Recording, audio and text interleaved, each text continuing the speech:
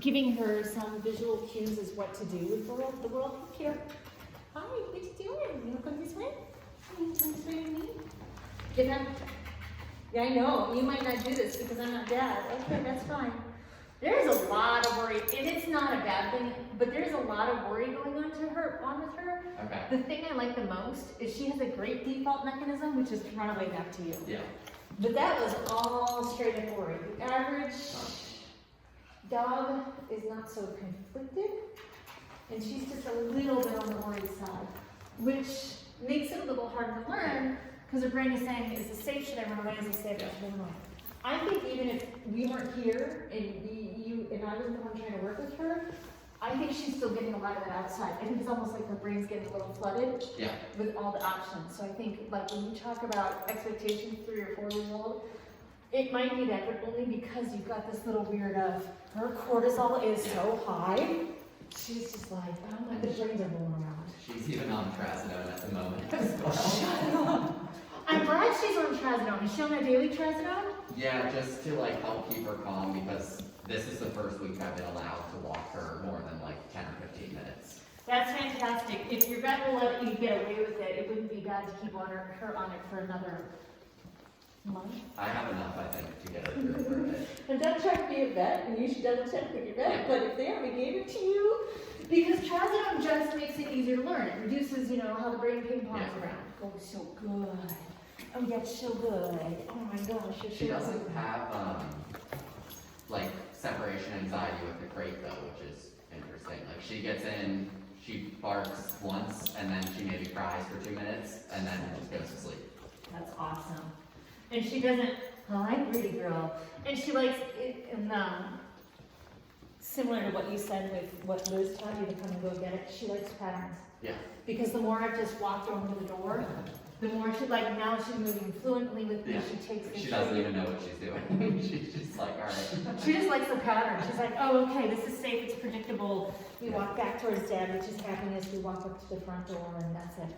I'm only going to do another step or two, and then we head off. But the whole point was when I was walking up to the door, I started creating a sticky spot. So your apartment door, any door, apartment door or door from your building out to the street. Stop and work on just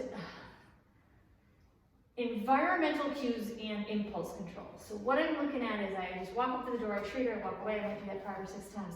And I'm not going to do it here because that's Wisconsin. But I want to get to the point where I can open the door and she's still pausing and looking at me. So before she does something, she's kind of automatically defaulting to looking at you and being like, can I go? So you can have the door wide open and she's stopping and she's looking at you. You call it wait, you can call it stay, I don't care, whatever. But I like, so before we go, before she wheels over to a person and mauls them, she's stopping enough to look at you. Because I think if I can get her to just kind of pause and look at you a little bit more and you're like, go say hi, I think some of the crazy is going to settle out. And is it okay to tell her sit at the door, or you just want to get her doing it on her, like it's not the command, it's the door, like the object? I think it is entirely up to you. It's kind of like, you know how you're already going to do and sit at thresholds outside? It's up to you, because that's a big environmental cue. So I like kind of walking up to doors and just having my dog automatically kind of pause or sit.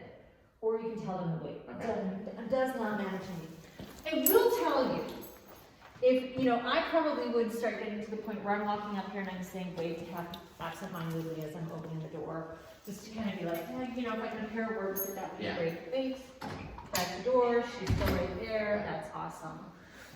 Be good for the elevator too. That's the other thing. She kind of like bolts, and I'm like waiting for someone to be standing there and get knocked over. And elevators are like the trifecta of like, you never know what's going to happen when the door opens. Whether you're on it or waiting for it, you never know what's on the other side of the door. And so it's anxiety inducing. So I think what will happen is if you, and again, so approaching the elevator like this, treat her, walk away, treat her, walk away, treat her, hit the button, walk away, and then walk back up, and then kind of, you know, kind of waiting for it. I like being able to say, so I say, wait, hit the button, yes.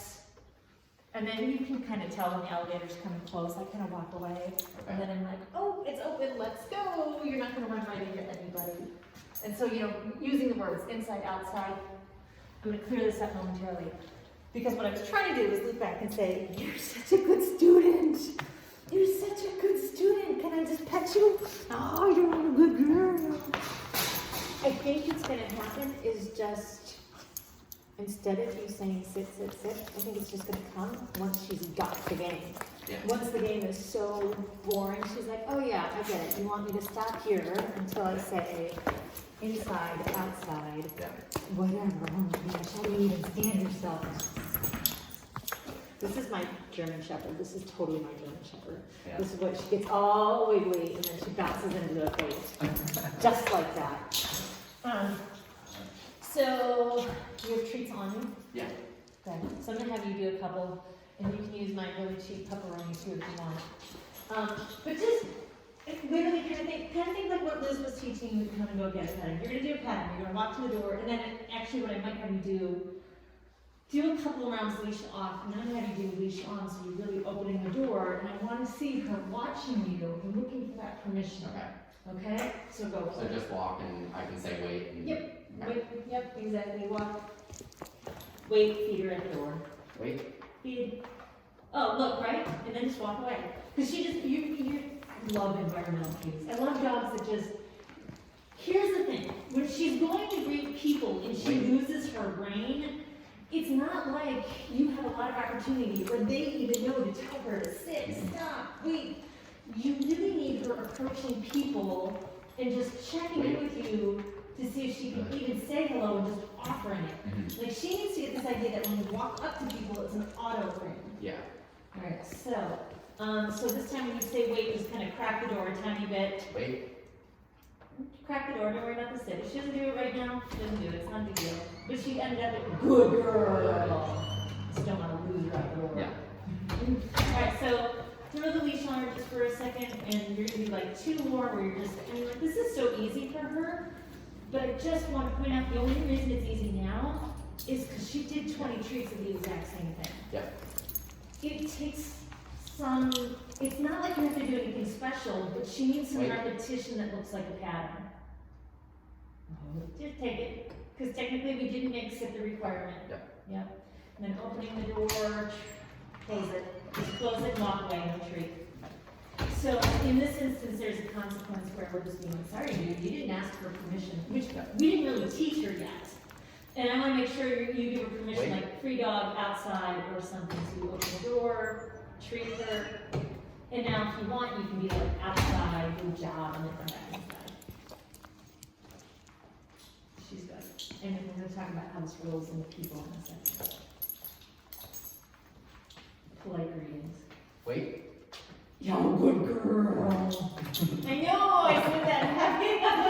It's like, it's funny, it's like, I don't think treats are treats are fun, but me in happy voices, Yeah. just as The treats don't like, she's obviously food motivated, but not crazy, and like, I was thinking about, like, how do I use like going outside as a reward, because that's all she wants, is to like get out and walk and. You start doing this type of stuff. Yeah. You're looking for not necessarily sit, but definitely for eye contact, and then definitely that pause and asking for permission. Yeah. Yeah. I think anytime she stops eating foods, it's because her brain is all, it's her, the marble started rolling around. This is just kidding. So this time invite her outside. Wait. Good. So no treat if she waits, and just be like, the reward is outside. Let's go. Yeah, and then just turn around and come back inside. Come on. Hey, just take the leash off and let her go. That was awesome. So I kind of played around with ideas. Here, like, girl, here, we'll go get it. Here, we'll get it. Look at that. You can go take something. You can be sitting here a second. So I kind of chose that one because it was, it's just